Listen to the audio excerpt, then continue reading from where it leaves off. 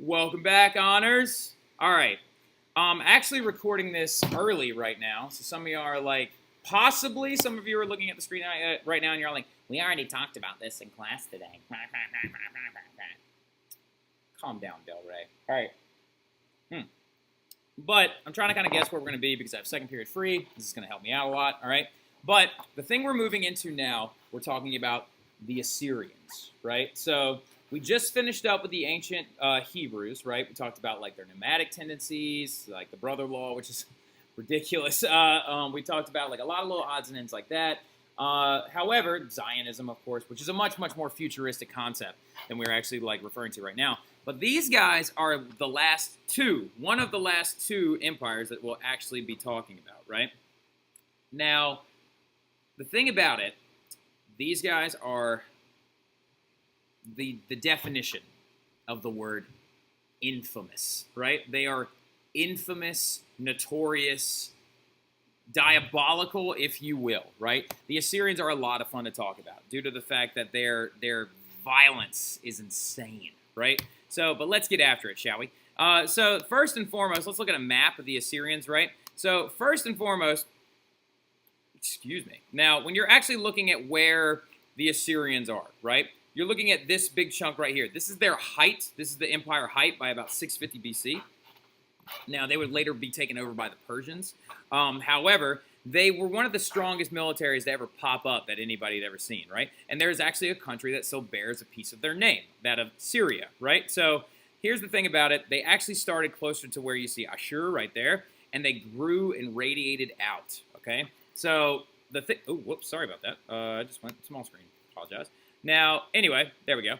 So the location of Assyria is actually towards the northern area of what you would call Mesopotamia. Because let's not forget this, right? Technically, our Assyrians are a part of our Mesopotamian region, right? Because we talked about that before. Mesopotamia is not a city-state in and of itself. It's actually a large region that included the Sumerians, the Akkadians, the Babylonians, the Neo-Babylonians, right? So anyway, but they were actually very large and controlled this area.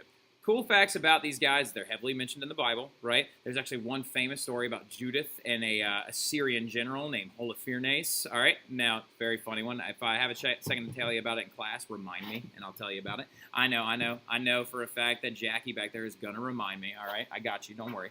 Now, anyway, but the empire itself spans the modern-day countries of northern Iraq, northeastern Syria, northwestern Iran, and southeastern Turkey, right? And then also all the way down into Egypt. They actually took over the Egyptians at one point, right?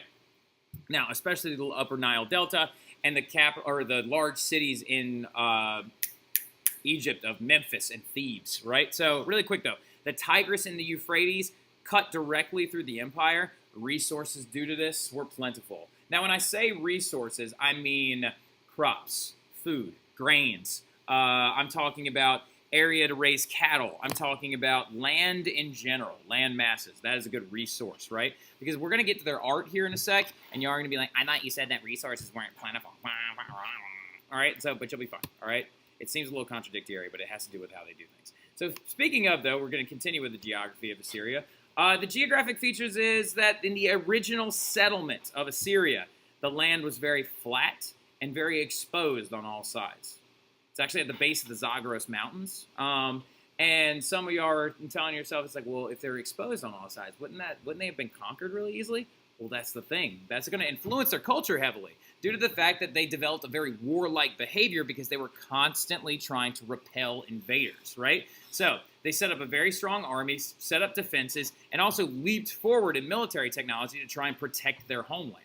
So they actually had adequate rainfall from many cities at the foot of the mountains, right? The Zagros Mountains would actually stream down a lot of natural springs. They did not depend on irrigation as heavily as some of the early Mesopotamians did, like Sumerians, the Akkadians, or the Babylonians.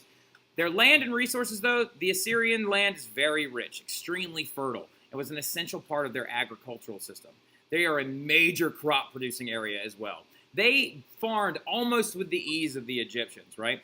Tons of barley, oats, wheat. Some of you are like, rice! But no, calm down, Ryan. Not rice, all right? Rice hadn't really made its way over to the Mediterranean yet, all right? And there's also not enough flooding for the rice to be able to grow into the Mediterranean.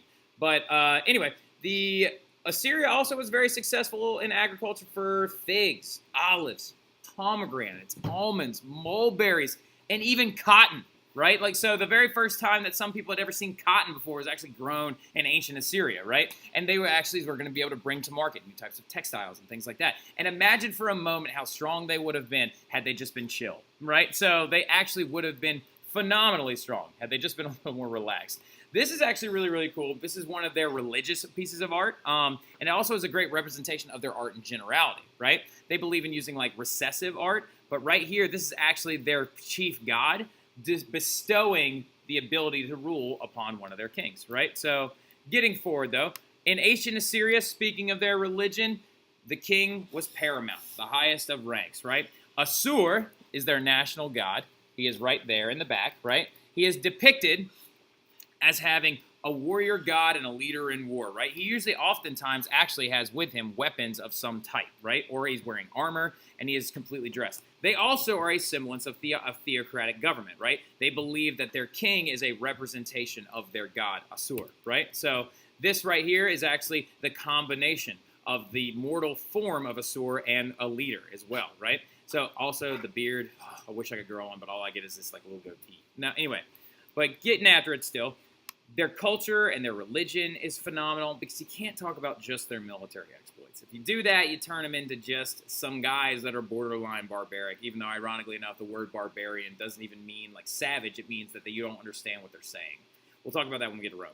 Now, anyway, their art, very recognizable. It's most often carved into stone, right? So there is a ton of stone resources due to the fact that they actually are very close to the base of these mountains, and they could actually go mine and quarry a lot of different types of stone.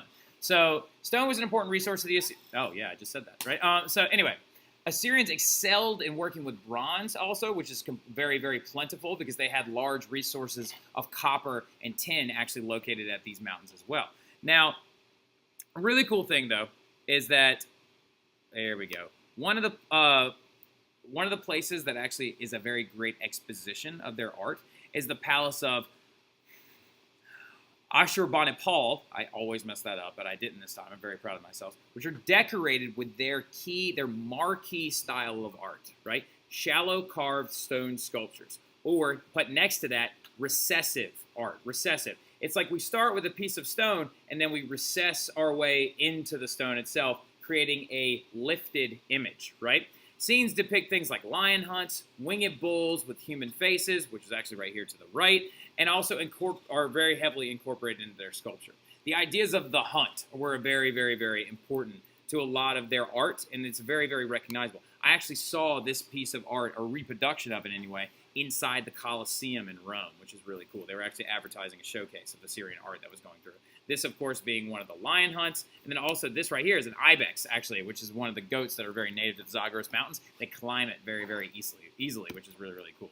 So anyway, this is another scene of Assyrian art and culture as well. You can see some of the traditional garb of the Assyrians, right? The very, very long facial hair, the multiple robes, right? You could actually even say that they had influence on some of the early Greeks.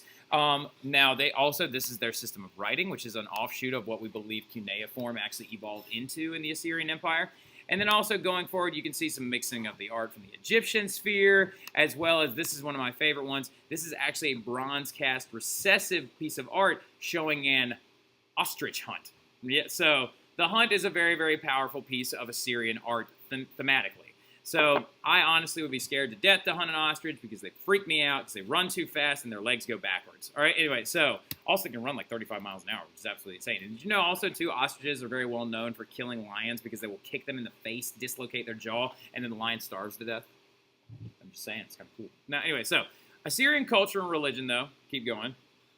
The Assyrian language is actually known as Akkadian. Some of you are like, oh, like the Akkadians? Yes, a lot like the Akkadians, right? It's the ancient language of the Assyrians, and it's written in cuneiform on clay tablets, and it was used all the way up until 750 BC by the Assyrians. The Arameans, though, are actually going to take this alphabet and create a new writing system known as Aramaic, the language that Christ himself actually spoke, right? And Aramaic was going to be written on parchment paper, leather, and papyrus, and would eventually evolve into what you know now as modern Arabic, right? So It's a very cool facet that literally, like, someone as important to us as Christ is actually completely related to one of these warrior-like civilizations, right? So we are going to stop.